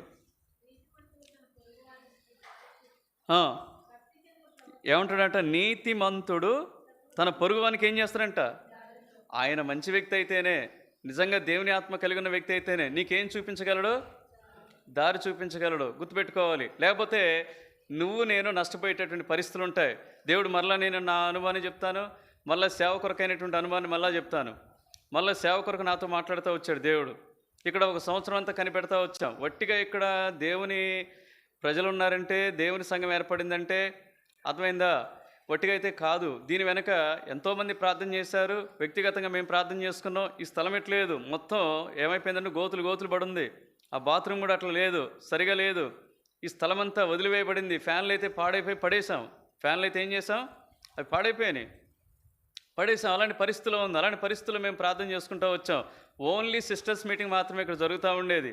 ఆ తర్వాత మేము చాలాసార్లు బ్రతిమలాడాం, మేము చూసుకోగలుగుతామండి, ఇక్కడ వర్షిప్ స్టార్ట్ చేసుకుంటే మేము అన్నీ కూడా ఏర్పాట్లు చూసుకుంటాం, వచ్చిన వారిని మంచిగా చూస్తాము, ఏ ఇబ్బంది లేదు, అన్నీ కొని పెడతానని చెప్పాను. అయినా సరే వాళ్ళకి భారం లేని కారణం చేత ఈ స్థలం గురించి పట్టించుకోలేదు. నేను నా భార్య ప్రార్థన చేసుకున్నప్పుడు దేవుడు నాతో మాట్లాడడంలో కనిపెట్టి నువ్వు చేయమన్నాడు. సరే, అయినప్పటికీ కూడా నాకు తెలుసు కాబట్టి, మీ సంగతి నాకు తెలుసు కాబట్టి, అక్క మీరు దేవుని పనిలో మంచిగానే చేస్తారని మా నమ్మకం అయితే ఉందని చెప్పేసి నన్ను బలపరుస్తూ వచ్చాడు. ఎట్ ది సేమ్ టైం హెచ్చరిక చేస్తూ వచ్చాడు. రెండోదిగా మరలా నేను వాక్యం ద్వారా ధ్యానించుకున్నప్పుడు దేవుడు మరలా నాకు సమాధానం ఇచ్చినప్పుడు మరలా నేను అడుగుతూ వచ్చాను. మళ్ళీ చర్ల జోబనకు నేను జోబనకు ఫోన్ చేస్తూ వచ్చాను. అన్న మరి నేను బయటకు వచ్చానంటే, చాలామంది సేవకు వచ్చామని చెప్పినప్పుడు నాకు చింత కలిగింది, బాధ కలిగింది, కానీ నువ్వు దేవుని సేవకు వచ్చావని చెప్పగానే నా హృదయంలో ఏం కలిగింది? సంతోషం కలిగింది అన్నాడు. ఇదే నాకు దేవుని యొక్క ఆమోదం అనుకున్నాను. ఆమోదం ఇదే అనుకున్నాను అంతే. వెంటనే అన్నాడు, నేను అనేక పర్యాయాలు నీ గురించి నేను ఆలోచన చేస్తూ వచ్చాను, తలంపు కలిగి ఉన్నాను, వ్యక్తిగతంగా చెబుదాం అనుకున్నాను దేవుని సేవ ఎందుకు చేయకూడదని, కానీ నువ్వు చేస్తానంటే నాకు ఎంతో సమాధానంగా ఉంది అని చెప్పి బలపరుస్తూ వచ్చాడు. వాళ్ళు బాధపడతారు కదా, నీ గురించి వస్తారు కదా, నిన్ను హెచ్చరిస్తారు కదా, ఇవన్నీ చెప్తా వచ్చాడు. కూలంకషంగా మొత్తం చెప్తా వచ్చాడు. అయినా సరే దేవుని పిలుపుకే నువ్వు లోబడాలి, కానీ మానవ స్వరానికి కాదని చెప్తా వచ్చు. నేను వెంటనే నాకు ఇంతకంటే ఇంకేం ఆమోదం కావాలని చెప్పేసి, ఆయన మంచి ప్రార్థనాపరుడు, మమ్మల్ని వ్యక్తిగతంగా దగ్గర నుంచి చూసినటువంటి వ్యక్తి కాబట్టి వెంటనే నేను మరొక ఆలోచన లేకుండా దేవుని పనులు నేను ముందు కొనసాగుతూ వెళ్తా వచ్చాను. ఆలోచన చెప్పువారు అనేకులుండుట రక్షణకరమే, కానీ అది మేలుకైతే కాదు. ఎవరు చెప్పాలి? నేను చెప్పాను కదా, నీతిమంతులు ఏం చేస్తారంట? తన పొరుగువానికి ఏం చేస్తారంట? దారి చూపుతారు. తన పొరుగువానికి దారి చూపుతారు. అట్లాంటి జీవితం ఉన్నట్లయితే బైబిల్లో చూస్తే 2 పర్యాయాల్లో ఒక వ్యక్తి నడిపింపు గమనిస్తే, ఒక వ్యక్తి ఏం చేస్తా వచ్చాడు? తప్పుదారి వెళ్తాడు. ఇంకొక వ్యక్తి దైవజనుడైనప్పటికి కూడా ఏం చేస్తాడు? మోసపోతాడు. రండి, 1 రాజుల గ్రంథము 12వ అధ్యాయంలో యారోబాం. ఒక ఆయన ఎవరుంటారు చెప్పండి? యారోబాం. ఇంకొక ఆయన ఎవరు? ప్రవక్త. ఇద్దరు కూడా చూడండి, ఇద్దరు కూడా ఒక ఆయన ఏం చేస్తూ వచ్చారంటే, 12వ అధ్యాయం చదివితే ఇప్పుడు యవనస్తులు చెప్పిన మాట వింటాడా, పెద్దలు చెప్పిన మాట వింటాడా? యారోబాం ఇక్కడ చదవండి. 8 చదువు ఫస్ట్. అయితే అతడు పెద్దలు తనతో చెప్పిన ఆలోచనను నిర్లక్ష్యపెట్టి తనతో కూడా పెరిగిన యవ్వనులను పిలిచి ఆలోచనను అడిగి వారికి ఇలాగ ప్రశ్న వేసెను, మా మీద నీ తండ్రి ఉంచిన కాడిని చులకన చేయుడని నాతో చెప్పుకొనిన ఈ జనులకు ప్రత్యుత్తరం ఇచ్చుటకు ఏ ఆలోచన మీరు చెప్పుదురు? అప్పుడు అతనితో కూడా ఎదిగిన ఆ యవనస్తులు ఈ ఆలోచన చెప్పిరి, నీ తండ్రి మా కాడిని బరువైనదిగా చేసిన కానీ నీవు దాన్ని చులకనగా చేయవలని నీతో చెప్పుకొనిన ఈ జనులకు ఇలాగ ఆజ్ఞాయము, నా తండ్రి నడుము కంటే నా చిటికన వ్రేలు పెద్దదిగా ఉండును, నా తండ్రి మీ మీద బరువైన కాడిని పెట్టిన సరే నేను ఆ కాడిని ఇంకా బరువుగా చేయుదును. నా తండ్రి చబుకులతో మిమ్మల్ని శిక్షించిన సరే నేను కొరడాలతో మిమ్మల్ని శిక్షించుదును. 3వ దినమందు నా యొద్దకు రండని రాజు నిర్ణయం చేసి ఉన్నట్లు యెరొబెయామును జనులందరూ 3వ దినమున రెహబాము వద్దకు. తర్వాత జరిగినటువంటి సంగతి మనకు తెలుసు. 13వ వచనంలో ఏముందో, అప్పుడు రాజు పెద్దలు చెప్పిన ఆలోచన నిర్లక్ష్య పెట్టి యవనులు చెప్పిన ఆలోచన చొప్పున వారికి కఠినంగా ప్రత్యుత్తరం ఇచ్చి ఇట్లు ఆజ్ఞాపించను. దాని ద్వారా ఏం జరిగిందో 12 గోత్రాలు వాళ్ళు కూడా ఏమైపోయారంటే విడిపోయారు. ఎవరి ఆలోచన విన్నారు? యవనస్తుల ఆలోచన విన్నారు. పెద్దల ఆలోచన అంటే పెద్దల ఆలోచనని నిర్లక్ష్య పెడితే అనేక పర్యాలు ఏమవుద్ది, నష్టపోయే పరిస్థితులు కూడా ఉన్నవి. ఇప్పుడు చిన్నవాళ్ళు చెప్పినటువంటి ఆలోచనని అంటే చూడండి, పెద్దవాళ్ళు చెప్తారు కానీ ఆలోచన అమలు చేసినా నష్టపోయే పరిస్థితి 13వ అధ్యాయంలో ఉంది. పరిశుద్ధాత్మ దేవుడు ఎంత అద్భుతంగా రాయించి పెట్టాడు చదవండి. ఒక ఆయన వస్తాడు, ఒక దైవజనుడు ఎక్కడికి వస్తాడు? బేతేలుకు వస్తాడు కదా. యెరొబెయాము దగ్గరకు వచ్చి వెళ్ళిపోయేటప్పుడు ఏమంటాడు? భోజనం చేయబోవాలంటే ఏమంటాడు? నాకు దేవుడు సెలవు ఇవ్వలేదు, ఆగవద్దన్నాడు, ఇక్కడ ఉండొద్దన్నాడు, వెళ్ళిపోమన్నాడు, అసలు ఏంటో ఏం పుచ్చుకోవద్దని వచ్చాడని చెప్తాడు. ఇక రండి 18వ వచనానికి వచ్చేసరికి ఇంకొక ఆయన 18వ వచనం 13వ అధ్యాయం. అందుకు అతడు ఇప్పుడు ఏమంటున్నాడు చెప్పండి. ఇంకొక ఆయన ఒక ఆయన దారిలో కలుస్తాడు. ఎక్కడి నుంచి అది చదవండి, 11 నుంచి చదవండి. బేతేలులో ఎవరంటైనా పెద్దవాడు చెప్తున్నప్పుడు ఆలోచన ఇప్పుడు అదే ఇక్కడ చిన్నలు చెప్పిన ఆలోచన ఏమైపోయింది, నష్టపోవడం జరిగింది. పెద్దల ఆలోచన కూడా ఇక్కడ ఏమవుద్దంటే నష్టానికి దారి చేస్తే. నేను అనేది ఏంటి, అందుకనే నీతిమంతుడు నీకేం చేస్తాడు? దారి చూపుతాడు. గుర్తుపెట్టుకోండి. ఇప్పుడు చదవండి. ఇది బేతేలులో ప్రవక్తయ్యగా ఒక ముసలివాడు కాపురముండెను. ఇతని కుమారులు ఒకడు వచ్చి బేతేలులో దైవజనుడు ఆ దినమున చేసిన క్రియలన్నింటినీ అతడు రాజుతో పలికిన మాటలన్నింటినీ తమ తండ్రితో తెలియచెప్పగా వారి తండ్రి అతడు ఏ మార్గమున వెళ్ళిపోయినని వారిని అడిగాను. అంతటా అతని కుమారులు యూదా దేశంలో నుండి వచ్చిన దైవజనుడు ఏ మార్గమున వెళ్ళిపోయినది తెలిపిరి. పిమ్మట అతడు తన కుమారులను పిలిచి నా కొరకు గాడిదకు గంతగట్టుడని చెప్పగా వారు అతని కొరకు గాడిదకు గంతగట్టిరి. అతడు దాని మీద ఎక్కి దైవజన్ని కనుగొనవల్లని పోయి మస్తకి వృక్షము క్రింద అతడు కూర్చుండగా చూచి యూదా దేశంలో నుండి వచ్చిన దైవజనుడు నీవేనా అని అడుగగా అతడు నేనే అనెను. అప్పుడు అతడు నా ఇంటికి వచ్చి భోజనం చేయమనగా అతడు నేను నీతో కూడా మరలి రాచాలను, నీ ఇంట ప్రవేశింపను, మరి నీతో కలిసి ఈ స్థలం ముందు అన్నపానములు పుచ్చుకొనను. నీవు అచ్చట అన్నపానములు పుచ్చుకొనవద్దని, నీవు వచ్చిన మార్గం పోవటకు తిరగవద్దనియో యెహోవాకు చేత నాకు సెలవాయనని చెప్పాను. అందుకు అతడు ఇప్పుడు ఏమంటారు చెప్పండి. చెప్తారు కదా, నేను పాస్టర్నేగా నేను చెప్తుంది అంటారు కదా. ఏం చెప్తారు? పెళ్లి చేసుకోరాదు, ఇల్లు కట్టుకోరాదు, అక్కడ ఉండరాదు, ఇది చేయరాదు చెప్తారు. నేను కూడా ఎవరిని అంటారు? నేను కూడా పాస్టర్నే, నేను కూడా సేవకునే చెప్తారనమాట. ఎంతోమందిని ముంచారండి. ఎంతోమందిని ఏం చేశారు? ముంచారు. గుర్తుపెట్టుకోండి. నీతిమంతుడు తన పొరుగువానికి ఏం చేస్తాడు? ఆ వచనం గుర్తుపెట్టుకోండి, ప్రాముఖ్యమైన వచనం. ఇప్పుడు చదవండి. అందుకు అతడు నేనును నీ వంటి ప్రవక్తనే, మరియు దేవదూత ఒకడు యెహోవా చేత సెలవు పొంది అన్నపానములు పుచ్చుకొనుటకై అతను నీ ఇంటికి తోడుకొని రమ్మని నాతో చెప్పినని అతనితో అబద్ధమాడగా అతడు తిరిగి అతనితో కూడా మరలిపోయి అతని ఇంట అన్నపానములు పుచ్చుకొనెను. వారు భోజనం చేయుచుండగా అతని వెనుకను తోడుకొని వచ్చిన ఆ ప్రవక్తకు యెహోవాకు ప్రత్యక్షమాయెను.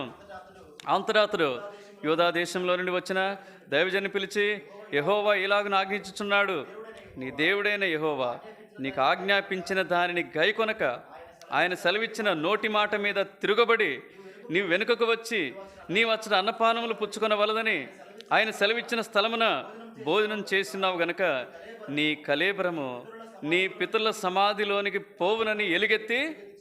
అట్లే జరుగుద్ది. 23-24 వచనాలు చదివితే అట్లే జరుగుద్ది. అంటే ఇప్పుడు ఈ 2 అధ్యాయాల ద్వారా నీవు నేను నేర్చుకోవాల్సింది ఏంటి చెప్పండి?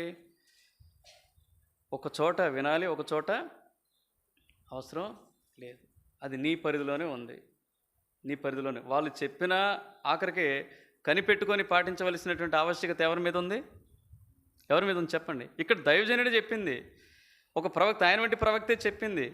కానీ ఏం చెప్తా వచ్చాడు? తప్పుదారిన నడిపిస్తూ వచ్చాడు. ఇక్కడేమో మంచి వ్యక్తులు పెద్దలు ఆలోచన చెప్తే తృణీకరించి ఏం చేస్తూ వచ్చాడు, ఎవరి యొక్క ఆలోచన చొప్పున నడుచుకుంటూ వచ్చారు.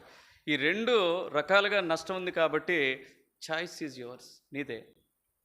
ఒక వ్యక్తిని బట్టి నువ్వేం చేయాలంటే అల్టిమేట్గా నువ్వే కనుక్కోవాలండి. అల్టిమేట్గా నేను చెప్పేది ఏంటి, అల్టిమేట్గా దేవుని చిత్తాన్ని ఎవరు తెలుసుకోవాలి, నువ్వే తెలుసుకోవాలి, నువ్వే తెలుసుకోవాలి. అర్థమైందా? చాలామంది నేను వాక్య పరిచయకు పోయినప్పుడు అనిపిస్తూ ఉంటుంది అనమాట. వాళ్ళు ఏమంటారంటే, అన్న 10 రూపాయలు కానికిస్తున్నారు, బోధ చేయండి అంటారు. ఏమిస్తున్నారట? 10 రూపాయలు కానికిస్తున్నారు, కొంచెం మీరేం చేయండి ఆ విషయాన్ని చేయమంటారు. నేను కాదు, ఇదా ఒక సేవకుల్లో ఉండేటటువంటి తత్వం చెప్పండి? ఇదా నువ్వు ఏం చేయాలి చెప్పండి? మందకు నువ్వు మంచిగా మేత పెడతా ఉంటే, నువ్వు యథార్థంగా ఉంటే, నువ్వు నీతిగా ఉంటే, నువ్వు పరిశుద్ధంగా సేవ చేస్తే అప్పుడే ప్రజలను ఏం చేస్తాడు దేవుడు? ప్రేరేపించి వారి ద్వారా ఇస్తాడు. ఇట్లా చెప్పేది చెప్పండి? ఇట్లా కాదు కదా. ఇంకో చోటుకు పోతే ఇంకేమంటున్నారంటే, అన్న మరి సేవకునికి అసలు విలువ ఇవ్వటం లేదు, మీరు ఏం చేయాలి, గట్టిగా వాళ్ళని దంచాలట. ఏమంటారు? గట్టిగా వాళ్ళని ఏం చేయండి, దంచాలన్న. ఎవరిని దంచేది? వాక్యం ద్వారా దంచాలన్న. మొన్న ఒక ఆయన వచ్చాడన్న, బాగా దంచిపోయాడన్న ఒక్కొక్కరిని అంటున్నాడు. అంటే దైవజనుడు, ఒక సేవకుడు ఇట్లా అండి వాళ్ళతో మాట్లాడే అనుభవాన్ని ఇవ్వాలి, కానీ ఇట్లాంటివి కాదు కదా, ఇట్లాంటివి కాదు కదా.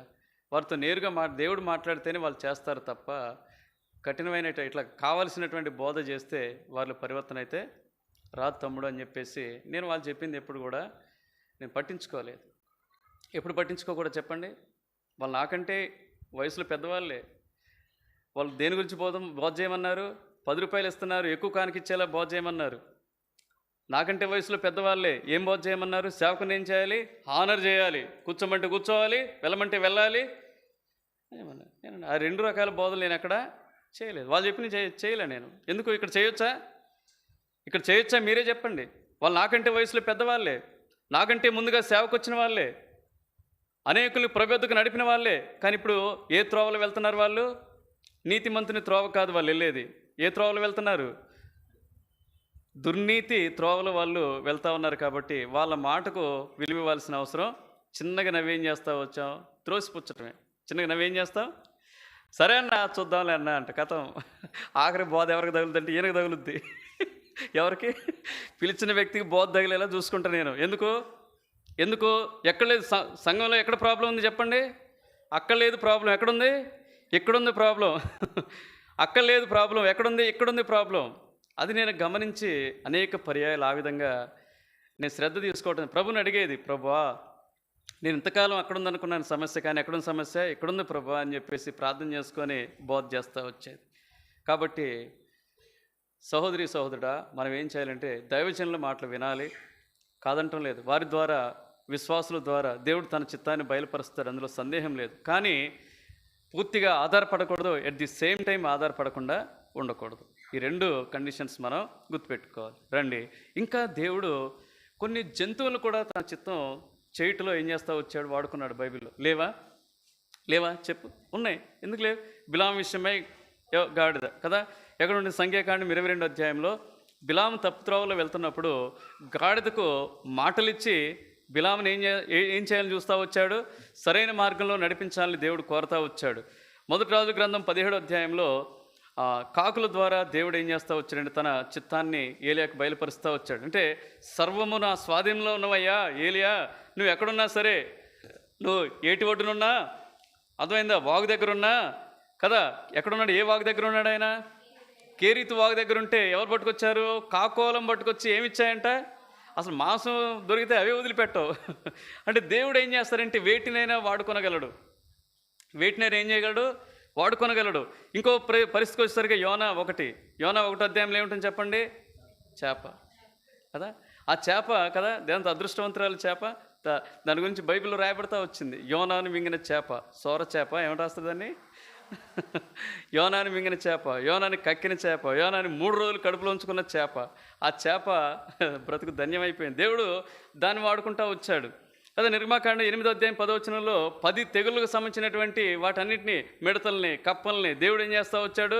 తన ఉన్నతమైన ఉద్దేశాన్ని లోకానికి, ఆ ఐగుప్తుకి తెలియపరచడానికి వాటిని కూడా వాడుకున్నట్లుగా మనం చూస్తాం. అంటే వాటి ద్వారా కూడా దేవుడు ఏం చేస్తారంటే ఒక్కొక్కసారి తన ఉద్దేశాలని చెప్పగానే చెప్తా ఉంటాడు. తర్వాత మత్తయి సువార్త 26వ అధ్యాయంలో పేతురు విషయమై కోడి కదా, కోడి. ఒకవేళ ఆ రోజు కోడి కూయకపోతే పేతురు ఏడ్చేవాడా చెప్పండి?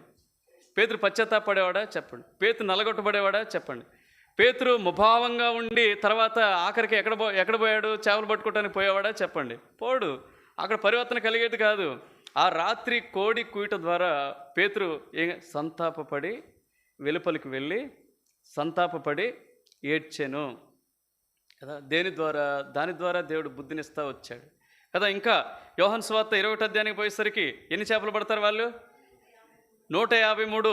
ఏ చేపలు అంటే అవి? అక్కడ రాయబడతా వచ్చింది గొప్ప చేపలంట. ఏం చేపలంట అవి? అంటే ఎందుకు అవే వచ్చాయి గొప్ప చేపలు, పెద్ద చేపలు? అంటే దేవుని చిత్తానికి అవి లోబడ్డాయి, దేవుని ఇష్టాన్ని చేయడానికి తొందరపడ్డాయి, దేవుని ఆజ్ఞకవి నేను చేయాలి. చిన్న చేపలు అన్నింటిని ఏం చేస్తుంటాయి? అన్నింటిని కొట్టుంటాయి కదా. రాత్రి 4 గంటలప్పుడు యుద్ధం జరిగి ఉంటుంది. పెద్ద చేపలకి చిన్న చేపలకి పెద్ద యుద్ధం జరిగింది. పెద్ద చేపలు చిన్న చేపలు అన్నింటిని ఏం చేసినాయి? దేవుడురా నాకు చెప్పింది. ఎవరు చెప్పారు? దేవుడు సర్వశక్తిమంతుడు నాకు చెప్పింది.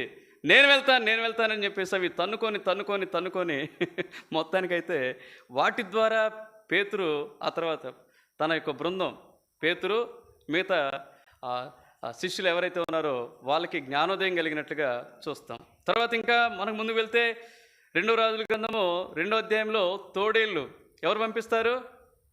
ఎలీషా కొట్టలేడు, తిట్టలేడు. పిల్లలందరూ బోడివాడా ఎక్కిపోమ్ము అంటూ ఏం చేశాడుగా? ఆడ ఎలుగుబంట్లు అంట. ఏంటట? ఆడ ఎలుగుబంట్లు వచ్చి ఎవరిని?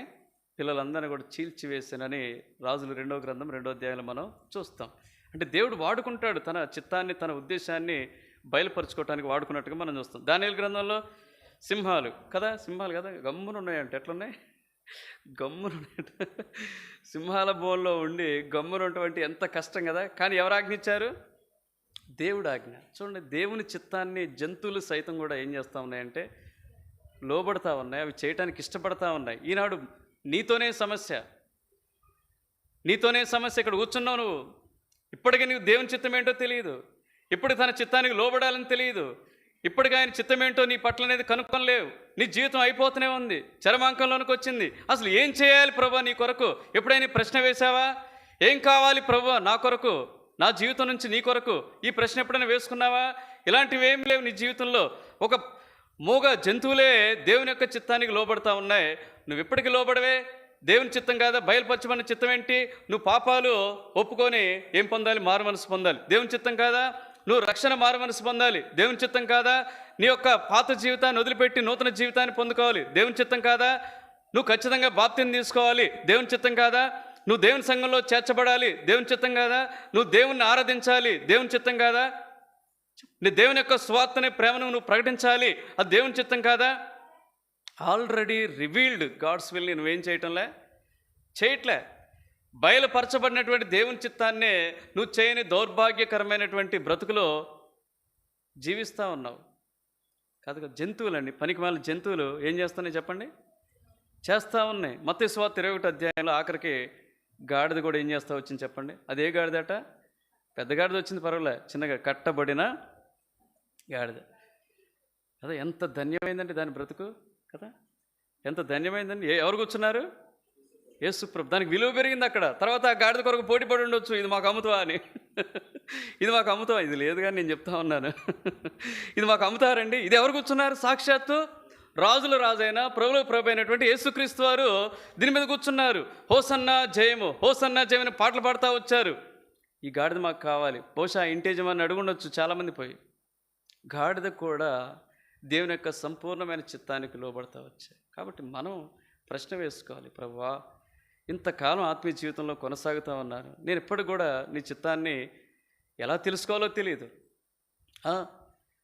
దాన్ని ఎలా చేయాలో కూడా నాకు అర్థం కావట్లేదు అనేటటువంటి ఒక సందేహంలో ఉంటే 5 రకాలుగా దేవునికి ఏం చేస్తారు? తన చిత్తాన్ని ప్రార్థన, పరిశుద్ధాత్మ ప్రేరేపణ, వాక్యము, పరిస్థితులు, దైవజనులు, విశ్వాసులు కదా, వీటి ద్వారా తెలియపరుస్తాడు. ఇప్పుడు రండి, తర్వాత అంశం ఏంటంటే మరి ఎవరికి హూమ్ డస్ గాడ్ లీడ్? ఎవరిని దేవుడు నడిపిస్తాడు చెప్పండి? ఒక ఇంట్రడక్షన్ ఇచ్చి మనం ఎవరు నడిపిస్తాడు చెప్పండి? చెప్పండి. అందరు నడిపిస్తాడా? షారా కొందరిని నడిపిస్తాడా? చెప్పు. దేవుడు ఎవరిని నడిపిస్తాడు? కొందరిని. Very good. అంటే ఎలాంటి వాళ్ళని? నీలాంటి వాళ్ళనేనా? వచ్చి పడిపోయింది దైవజనులు అంటుంది. ఇదే ఉన్నటువంటి భ్రమ, మనుషుల్లో ఉన్నటువంటి భ్రమ ఏంటంటే దేవుడు తన చిత్తానికి ఎవరు తెలియపరుస్తారు? ఎవరు ఉండాలి? ఆయన పెద్ద అంగి వేసుకోవాలి, ఇక్కడ ఉండాలి కదా, ఇక్కడ ఉండాలి, ఆయన ఎప్పుడు అరుస్తూ ఉండాలి. ఎట్లా అరుస్తూ ఉండాలి? మీరు రక్షణ పొందండి, మారు మనసు పొందండి. ఇట్లాంటి వాళ్ళకి ఏంటంటే దేవుడు తన చిత్తాన్ని అరిచే వాళ్ళకి కదా, పెద్దగా ఆత్మీయంగా ఎదిగిన వాళ్ళకి అనుకుంటారు. అది నిజమే కాదని నేను అన్నాను, కాదన్నాను. కానీ ఎవరికైనా దేవుడు ఏం చేస్తాడు చెప్పండి? ఎవరినైనా దేవుడు నడిపించగలడు. వారు ఇష్టపడితే, వారు లోబడితే, వారు సరైనటువంటి సహవాసం కలిగి ఉంటే, వారు దేవుని హత్తుకొని ఉంటే, వారు దేవునితో సన్నిహితమైనటువంటి సంబంధం కలిగి ఉంటే దేవుడు ఎవరినైనా నడిపించగలడు. ఎవరితో మాట్లాడుతున్నారని చెప్పండి? హెబ్రీ పత్రిక 8వ అధ్యాయము 2వ మాట. హెబ్రీ పత్రిక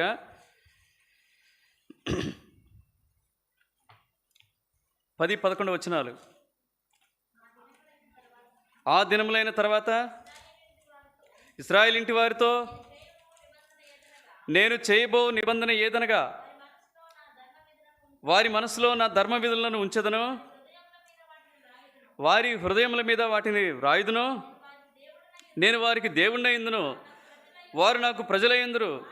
వారిలో ఎవడును ప్రభువును తెలుసుకొనుడని తన పట్టణస్థునికైనను తన సహోదరునికైనను ఉపదేశము చేయడు. ప్రాముఖ్యమైన వచనమండి. వారిలో చిన్నలు మొదలుకొని పెద్దల వరకు అందరూ నన్ను తెలుసుకొందరు. చిన్నలు మొదలుకొని అర్థం ఏంటి? అప్పుడే రక్షణ పొందిన వ్యక్తితో దేవుడు మాట్లాడి నడిపించగలడు. ఎట్ ది సేమ్ టైం ప్రభుత్వం నడుచుకొని ఆత్మీయంగా ఎదిగినటువంటి 10 ఏళ్ళు, 15 ఏళ్ళు, 20 ఏళ్ళు, 30 ఏళ్ళు అయినటువంటి ఒక దైవ సేవకునితో కానీ, దైవజనుడితో కానీ, ఆత్మీయంగా ఎదిగినటువంటి విశ్వాసతో కూడా దేవుడు మాట్లాడి అతను కూడా ఏం చేయగలడు? నడిపించగలడు. నువ్వు అడిగితే నడిపించగలుగుతాడు. నువ్వు అడిగితే ఏం చేస్తాడు? ఆయన నడిపిస్తాడు దేవుడు. మనం అడక్కనే సమస్య అండి, మనం కనిపెట్టకనే సమస్య అండి, ఓపిక లేని జీవితాన్ని బట్టే సమస్య తప్ప చిన్నలు మొదలుకొని నిజంగా ఒక తండ్రి ఒక ఇంట్లో ఎవరితో మాట్లాడటానికి ఎక్కువ ఇష్టపడతాడు చెప్పండి? మనలో అన్నమాట. ఒక ఇంట్లో 5 పిల్లలు ఉన్నారు, ఒక తండ్రి ఉన్నాడు కదా. తండ్రి ఒకవేళ 5 కూర్చోబెట్టి మాట్లాడాలని ఇష్టపడతా ఉన్నాడు. అప్పుడు నిజంగా తండ్రి ఎవరితో మాట్లాడటానికి ఇష్టపడతాడు చెప్పండి? రేచల్ చెప్పమ్మా. అయితే పెద్దోడితో మాట్లాడు, నువ్వు ఆగరా అంటాడు. వాడు మాట్లాడుతూనే ఉంటాడు, నువ్వు ఆగరా, నువ్వు ఆగు, ఎప్పుడు నువ్వే మాట్లాడుతుంటావు. ఎవడు ఈ బుడ్డోడు ఉంటాడు కదా, చిన్న పిల్లలు ఇంత వచ్చాడు, వాడిని పిలిచి ఎరా అని వాడికి అవకాశం ఇస్తాడు, వాడితో మాట్లాడతాడు, వాడికి ఆలోచన చెప్తాడు. రే అల్లరి చేయొద్దు నాన్న, అట్లా ఉండొద్దు నాన్న, మందిరానికి సమయానికి రావాలి నాన్న, నువ్వు లేజీగా ఉండొద్దు నాన్న, వాక్యం పొద్దునే ధ్యానించుకోవాలి నాన్న, ప్రార్థన చేసుకోవాలి నాన్న, నువ్వు ఇప్పుడే రక్షణ పొందావు కాబట్టి ఏం చేయాలి? నువ్వు జాగ్రత్తగా ఉండాలి నాన్న, లోకం నిన్నేం చేస్తే మింగేయాలని చూస్తున్నా అన్న, సాతాను నిన్నేం చేయాలి? నోరు తెరుచుకొని ఉంటాడు నాన్న. ఎవరితో మాట్లాడడానికి ఇష్టపడతాడు? చిన్న వ్యక్తితో. దేవుడు స్వార్థపరుడు కాదండి, పక్షపాతి కాదు. చిన్నలు మొదలుకొని పెద్దలందరూ కూడా తన చిత్తాన్ని తెలుసుకుంటారు. వాళ్ళకి ఆశ ఉంటేనే. అయితే ఏంటి తెలుసుకోవటానికి షరతు ఏంటంటే, హానోకు దేవునితో ఎన్ని సంవత్సరాలు నడిచాడంట? రండి, కొన్ని సాధారణమైన పై షరతులు నేను చూపిస్తాను, వాక్యానుసారమైనటువంటి షరతులు 7 చూపిస్తాను. అవి వచ్చే వారం అవుతాయేమో బహుశా, ఎప్పటికైతే కావు. ఆదికాండము 5వ అధ్యాయం 22వ వచనం. వాక్యానుసారమైనటువంటి షరతులు, సాధారణమైనటువంటి షరతులు కొన్ని ఉంటాయి. హనోకు మెతుషెలను కనిన తర్వాత 300 ఏండ్లు దేవునితో నడుచుచు కుమారులను కుమార్తెలను కనెను. ఇప్పుడు ఏం చేస్తా? ఏ అనుభవంలో ఉన్నాడు హానోకు చెప్పండి? దేవునితో. మనం ఏం చెప్తాం చెప్పండి? దేవునితో నేను నడవటం బంద్ చేశానంటాం. దేవునితో నడవటం ఏం చేస్తాం? బంద్ చేస్తాం. దేవుని ఆలోచనలు వినటం బంద్ చేస్తాం. దేవుని మందిరాన్ని బంద్ చేస్తాం. దేవుని వాక్య ధ్యానం బంద్ చేస్తాం. దేవుని విషయమై ప్రార్థన చేయటం బంద్ చేస్తాం. ఇవన్నీ బంద్ చేసిన తర్వాత కదా ఏముండాలి చెప్పండి? ఒక విశ్వాసికి బలమైన 4 సాధనాలు ఏంటి? వారు అపోస్తల బోధ ఎందును, సహవాసం అందును, రొట్టె విరుచుట ఎందును, ప్రార్థన ఎందును. ఎక్కడున్నా నీ జీవితంలో చెప్పు? ఎప్పుడైనా నువ్వు ప్రార్థన చేసావా మందిరానికి వచ్చి? ఎప్పుడైనా సంఘంతో కూడి ప్రార్థించావా మందిరానికి వచ్చి? చెప్పు, నీ అనుభవం ఎక్కడుంది చెప్పు. లేదే దేవుని నీతో ఎట్లా మాట్లాడతాడు చెప్పు. ప్రభా మళ్ళీ ఏమంటావు? ప్రభా నాతో మాట్లాడు ప్రభా. ఏం మాట్లాడతాడు చెప్పు? తలుపులన్నీ వేసి, కిటికీలన్నీ వేసి, గొల్లెలన్నీ పెట్టి రా ప్రభా లోపలికి రా అంటే ఎట్లా వస్తాడు చెప్పు? కదా, నువ్వు చెవులన్నీ బంద్ చేసుకొని లోకంతో నింపబడి, పాపంతో నింపబడి, దురాలోచనలతో నింపబడి, ఇంకా వేరే వాడితో నింపబడి నాతో మాట్లాడు ప్రభు అంటే ఏమవుతుంది చెప్పు? నువ్వు వండుతున్న కూరే వస్తుంది నీకు గుర్తు. మాట్లాడు ప్రభు అంటే కూర వస్తుంది, సమస్యలు గుర్తుకొస్తాయి, ఆ తర్వాత నీకు ఉన్నటువంటి ఆలోచనలు గుర్తుకొస్తాయి, ఎక్కడ పోవాలి, ఏం చేయాలి, ఇవే గుర్తుకొస్తుంటాయి. ఇంకా నీతో ఏం మాట్లాడతాడు దేవుడు? నువ్వన్నీ బంద్ చేసుకుంటే కాదు.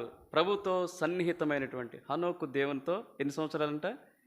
స్థిరమైన జీవితం అండి అది. స్థిరమైనటువంటి జీవితం ఉందా నీకు చెప్పు?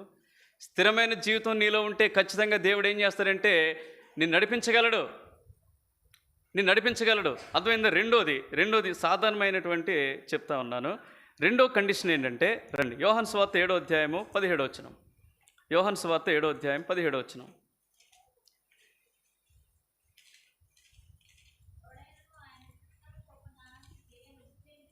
ఎవడైనను ఆయన చిత్తము చొప్పున నిశ్చయించుకుని ఎడల ఆ బోధ దేవుని వలన కలిగినదో లేక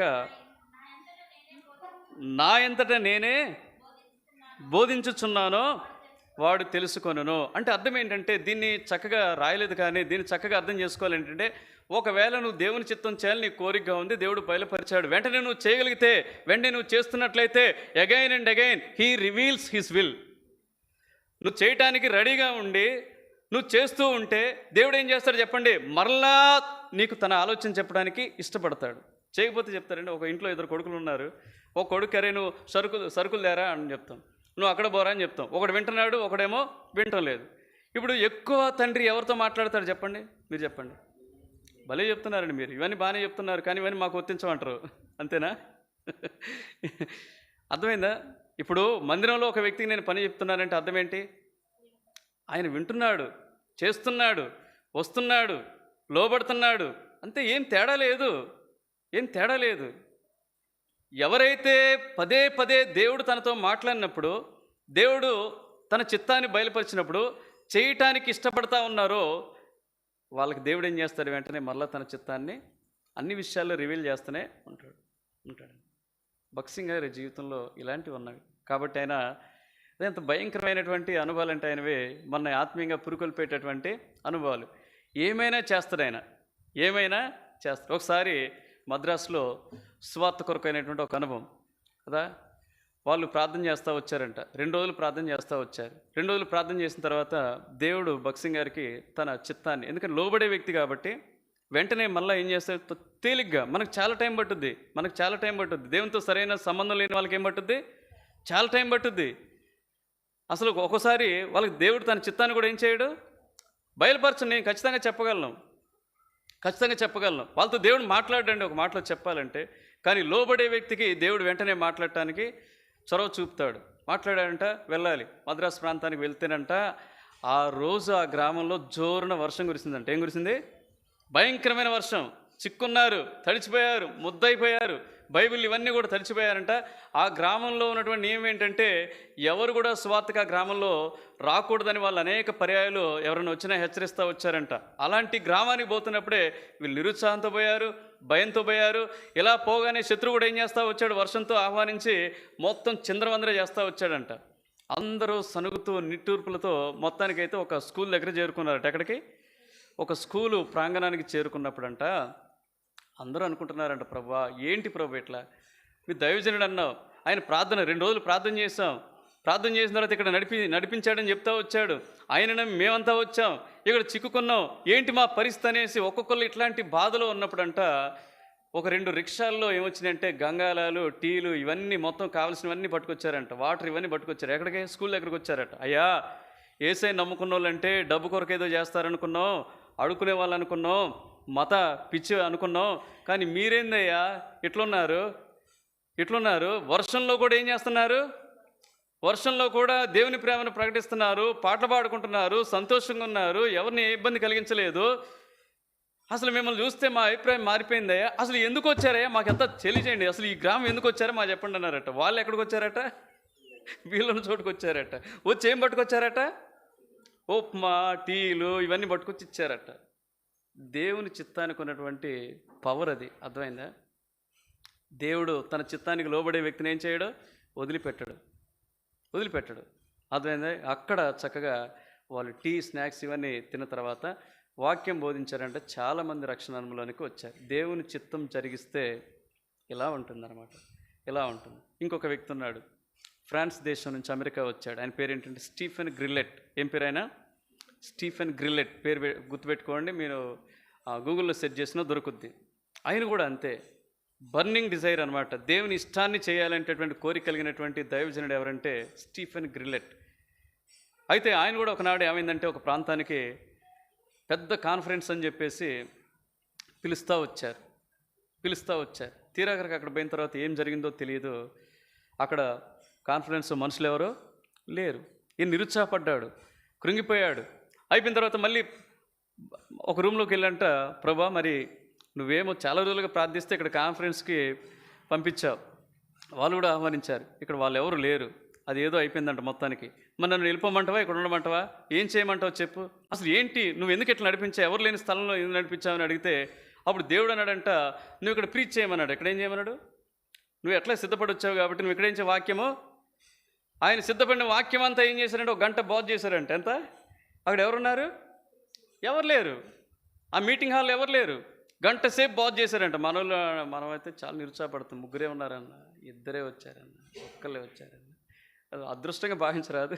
ఒక్కళ్ళున్నా ఆయనతో పోల్చుకుంటే మనం ధన్యులమే కదా. ఒక్కళ్ళే అవుతారయ్యా, 10 అవుతారు, 20 అవుతారు, 100 అవుతారు. దేవుడు దీవిస్తే కొరతేం ఉండదు. ఈయన నిరుత్సాహం పడక ఏం చేస్తా వచ్చాడు, గంట బోధ చేసి మళ్ళీ చివరిలో ప్రార్థన చేసి విత్తబడిన వాక్యాన్ని ఏం చేయి, దీవించు ప్రభు, ఆశీర్వదించని ప్రార్థన చేసి దైవ చిత్తానుసారంగా ప్రవర్తించి వెళ్ళిపోయాడంట. వెళ్ళిపోయిన తర్వాత ఇంగ్లాండ్ దేశానికి కాన్ఫరెన్స్ కొరకు ఈయన వెళ్ళాడంట. అక్కడ వెళ్ళినప్పుడు ఒక ఆయన అద్భుతంగా, ఆయన అక్కడ కూర్చున్నాడు, ఇక్కడ ఒక ఆయన అద్భుతంగా ప్రీచ్ చేస్తూ ఉన్నాడు. భలే చెప్తున్నాడు వాక్యం, చక్కగా చెప్తా ఉన్నాడు అని చెప్పేసి తాను ఎంతో సంతోషించాడు. వాక్యం వింటుండగా దేవుని స్వరాన్ని వింటా వచ్చాడు. అంతా అయిపోయింది. ఆయన్ని మెచ్చుకోవాలని చెప్పేసి, ఆయన అప్రిషియేట్ చేయాలని చెప్పేసి, ఆయనతో మాట్లాడాలని చెప్పేసి ఆయన దగ్గరకు వచ్చి ఏం చేస్తారంటే కరచాలనం చేసి ఆయనతో మాట్లాడుతూ ఉంటాడు అనమాట. అప్పుడు ఆయన ఏమంటాడంటే, మీరు కాదు నాకు థ్యాంక్స్ చెప్పాల్సింది, నేనే మీకేం చేయాలి, థ్యాంక్స్ చెప్పాలి. ఎందుకు అని ఈయన అడుగుతాడు. ఎందుకంటే అప్పుడు చెప్తాడు, 3 ఏళ్ల కిందట మీరు ఒక అమెరికా దేశంలో ఒక కాన్ఫరెన్స్ హాల్లో మీరు బోధ చేస్తూ వచ్చారు. అక్కడ ఎవరు లేరు, కానీ ఆ రోజు నేను వంట చేయడానికి వచ్చినటువంటి హెల్పర్స్లో ఒకరిని. ఆ వస్తువులు సామాగ్రి ఇదంతా తీసుకుపోవటం నేను అక్కడికి వచ్చాను. దేవుడు నా కొరకే మిమ్మల్ని పంపించినట్టుకుంది. నేను ఆ సామానంతా సర్దుకుంటూ లోపలుండి మీరు చెప్పినటువంటి వాక్యాన్ని అంతటిని నేను వింటా వచ్చాను. ప్రభువుని అంగీకరించాను, రక్షణ పొందాను. తర్వాత దేవుడు నన్ను సేవకు పిలుచుకున్నాడు. ఇదిగో ఈ విధంగా దేవుని పని చేయటానికి ఆ రోజు మీరు చేసినటువంటి బోధే నాకు ఉపయోగపడదన్నాడు. ఎట్లా? దేవుడు ఆశ్చర్యకరుడండి. దేవుడు ఆశ్చర్యకరుడు. ఆయన ఏమైనా చేయగలడు కదా, ఆయన ఏమైనా చేయగలడు. కాబట్టి మనకి ఒకటే ఏంటంటే, ఆయన చిత్తాన్ని మనం చేస్తున్నామా లేదా అనేదే ప్రాముఖ్యమైనది. ఎలా చేయాలి? మూడోది సాధారణమైన విషయం ఏంటంటే, మూడోది చెప్పి మనం ఇక్కడ ఆపుతాము. లూకాసు వార్త 9:23.